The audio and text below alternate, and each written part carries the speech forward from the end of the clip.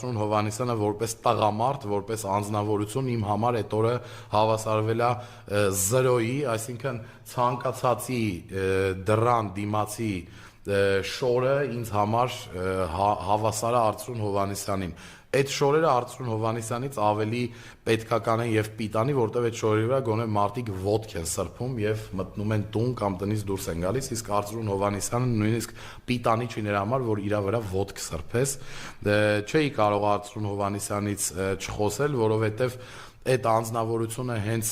դուրս է գալիս հանրություն, հենց դուրս է գալիս սոցիալական կայքեր ու ինչ որ բաները հրապարակում ու հիշեցնում է իր մասին, ես չեմ կարողանում նրա այդ անմեղսունակ ավարի դեմքը չհիշել պատերազմի ժամանակ, երբ այդ իր ակցենտով, sense բարի դեմքով խոսում էր, որ աղդում ենք, պատերազմը մոտ է ավարտին, բան sense բաներ էր ասում, ես անկեղծ եմ ասում, նման սրբապիղծ երևույթ